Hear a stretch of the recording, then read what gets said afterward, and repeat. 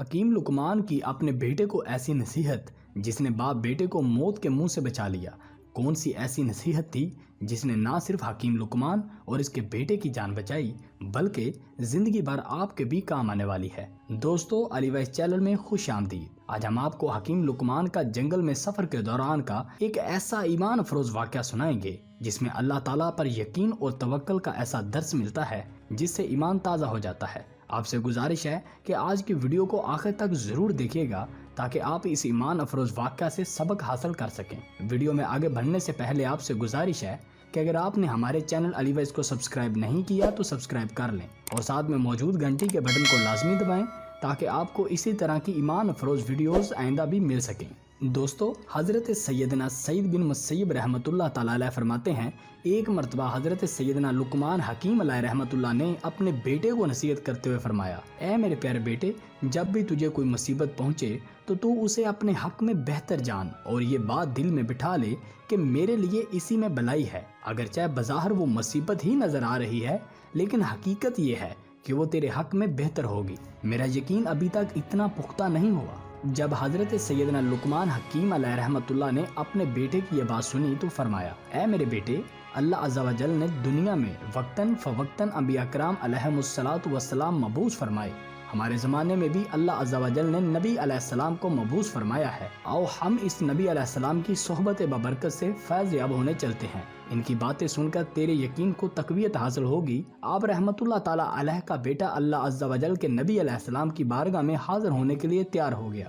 چنانچہ ان دونوں نے اپنا سامان سفر تیار کیا اور کھچروں پر سوار ہو کر اپنی منزل کی طرف روانہ ہو گئے۔ کئی دن رات انہوں نے سفر جاری رکھا۔ راستے میں ایک ویران جنگل آیا۔ وہ اپنے سامان سمیت جنگل میں داخل ہو گئے۔ اللہ تعالیٰ نے ان کو جتنی ہمت دی اتنا انہوں نے جنگل میں سفر کیا۔ پھر دوپہر ہو گئی، گرمی اپنے زور پر تھی، گرم ہوائیں چل رہی تھی۔ ایسے میں ان کا پانی اور کھانا وغیرہ بھی ختم ہو گیا۔ خچر بھی تھک چکے تھے، پیاس کی شدت سے وہ بھی ہانکنے لگے۔ یہ دیکھ کر حضرت لقمان رحمۃ اللہ تعالی علیہ اور آپ کا بیٹا خچروں سے نیچے اتر آئے اور پیدل ہی چلنے لگے۔ چلتے چلتے حضرت سیدنا لقمان حکیم رحمت اللہ تعالیٰ کو بہت دور ایک سایہ اور دھواں سا نظر آیا۔ آپ رحمت اللہ تعالیٰ علیہ نے گمان کیا کہ وہاں شاید کوئی آبادی ہے اور یہ کسی درخت وغیرہ کا سایہ ہے۔ چنانچہ آپ رحمت اللہ تعالیٰ علیہ اسی طرف چلنے لگے۔ رستے میں آپ رحمت اللہ تعالیٰ علیہ کے بیٹے کو ٹھوکر لگی اور اس کے پاؤں میں ایک ہڈی اس طرح گھسی کہ وہ پاؤں کے تلوے سے پار ہو کر ظاہری قدم تک نکل آئی۔ آپ رحمت اللہ تعالیٰ علیہ کا بیٹا درد کی شدت سے بے ہوش ہو کر زمین پر گر پڑا۔ آپ رحمت اللہ تعالیٰ علیہ نے اسے اپنے سینے سے لگا لیا، پھر اپنے دانتوں سے ہڈی نکالنے لگے۔ کافی مشقت کے بعد ملا کر وہ ہڈی نکل گئی۔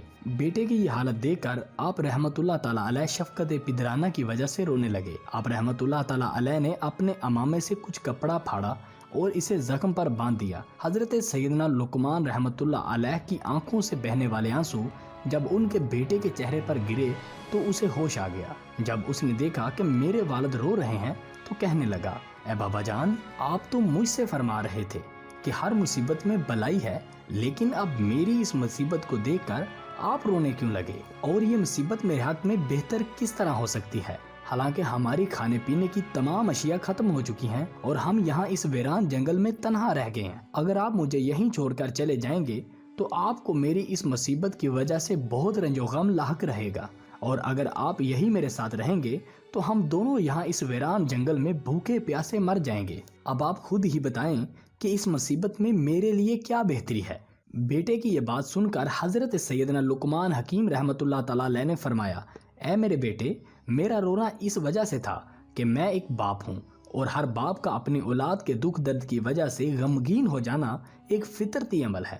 باقی رہی یہ بات کہ اس مصیبت میں تمہارے لیے کیا بلائی ہے، تو ہو سکتا ہے اس چھوٹی مصیبت میں تجھے مبتلا کر کے تجھ سے کوئی بہت بڑی مصیبت دور کر دی گئی ہو، اور یہ مصیبت اس مصیبت کے مقابلے میں چھوٹی ہو جو تجھ سے دور کر دی گئی۔ آپ رحمت اللہ تعالیٰ علیہ کا بیٹا خاموش ہو گیا۔ پھر حضرت سیدنا لقمان حکیم رحمت اللہ تعالیٰ علیہ نے سامنے نظر کی تو اب وہاں نہ تو دھواں تھا اور نہ ہی سایہ وغیرہ۔ آپ رحمت اللہ تعالیٰ علیہ دل میں کہنے لگے، میں نے ابھی تو اس طرف دھواں اور سایہ دیکھا تھا، لیکن اب وہ کہاں غائب ہو گیا؟ ہو سکتا ہے کہ ہمارے پروردگار عز و جل نے ہماری مدد کے لیے کسی کو بھیجا ہو۔ ابھی آپ اسی سوچ بچار میں تھے کہ آپ رحمت اللہ تعالیٰ علیہ کو دور ایک شخص نظر آیا جو سفید لباس زیب تن کیے، سفید امامہ سر پر سجائے، گھوڑے پر سوار آپ رحمت اللہ تعالیٰ علیہ کی طرف بڑی تیزی سے بڑھا چلا آ رہا ہے۔ آپ رحمت اللہ تعالیٰ علیہ اس سوار کو اپنی طرف آتا دیکھتے رہے، یہاں تک کہ وہ آپ کے بالکل قریب ہو گیا۔ پھر وہ سوار اچانک نظروں سے اوجھل ہو گیا۔ پھر ایک آواز سنائی دی، کیا تم ہی لقمان ہو؟ آپ رحمت اللہ تعالیٰ علیہ نے فرمایا، جی ہاں میں ہی لقمان ہوں۔ پھر آواز آئی، کیا تم حکیم ہو؟ آپ رحمت اللہ تعالیٰ علیہ نے فرمایا، مجھے ہی حکیم لقمان کہا جاتا ہے۔ پھر آواز آئی، تمہارے اس ناسمجھ بیٹے نے تم سے کیا کہا ہے؟ حضرت سیدنا لقمان حکیم رحمت اللہ تعالیٰ نے فرمایا، اے اللہ عز و جل کے بندے، تو کون ہے؟ ہمیں صرف تیری آواز سنائی دے رہی ہے اور تو خود نظر نہیں آ رہا۔ پھر آواز آئی، میں جبریل علیہ السلام ہوں اور مجھے صرف انبیاء کرام علیہم السلام اور مقرب فرشتے ہی دیکھ سکتے ہیں، اس وجہ سے میں تجھے نظر نہیں آ رہا۔ سنو، میرے رب عز و جل نے مجھے حکم دیا ہے کہ میں فلاں شہر اور اس کے آس پاس کے لوگوں کو زمین میں دھسا دوں۔ مجھے خبر دی گئی کہ تم دونوں بھی اس شہر ہی کی طرف آ رہے ہو، تو میں نے اپنے پاک پروردگار عز و جل سے دعا کی کہ وہ تمہیں اس شہر میں جانے سے روکے، لہٰذا اس نے تمہیں اس آزمائش میں ڈال دیا اور تیرے بیٹے کے پاؤں میں ہڈی چبھ گئی۔ اس طرح تم چھوٹی مصیبت کی وجہ سے ایک بہت بڑی مصیبت یعنی زمین میں دھنسنے سے بچ گئے ہو۔ پھر حضرت سیدنا جبرائیل علیہ السلام نے اپنا ہاتھ اس زخمی لڑکے کے پاؤں پر پھیرا تو اس کا زخم فوراً ٹھیک ہو گیا۔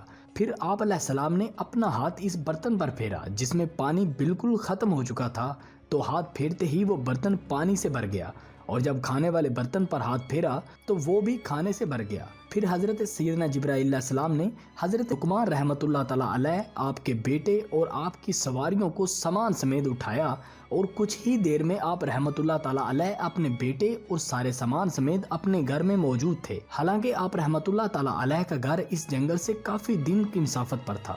دوستو، بعض اوقات جو کچھ ہمیں ظاہری طور پر غلط نظر آ رہا ہوتا ہے، اس میں اللہ تعالیٰ کی طرف سے کوئی نہ کوئی بہتری ہوتی ہے جسے ہم نہیں دیکھ پاتے، لیکن کچھ وقت کے بعد ہی ہمیں یہ احساس بھی ہو جاتا ہے کہ جو کچھ ہوا یہی ہمارے حق میں بہتر تھا۔ اللہ تعالیٰ پر مکمل یقین اور توکل کے ساتھ جب ہم کوئی معاملہ اس کے سپرد کر دیتے ہیں تو وہ ہمیں مایوس نہیں ہونے دیتا۔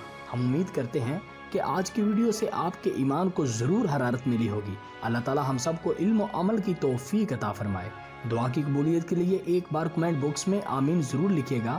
اچھی بات کو شیئر کرنا صدقہ جاریہ ہے، آپ کا ایک شیئر کسی کے لیے ہدایت کا سبب بن سکتا ہے، لہٰذا اس ویڈیو کو شیئر کرنے کے ساتھ ساتھ چینل کو بھی سبسکرائب کر لیجئے تاکہ آپ کو آئندہ بھی ایسے ہی ایمان افروز واقعات ملتے رہیں۔ اب اپنے ہوسٹ علی باز کو دیجیے اجازت۔ اگر سانسوں نے وفا کی تو اگلی ویڈیو میں ضرور حاضر ہوں گا۔ دعاؤں میں یاد رکھیے گا۔ اللہ حافظ۔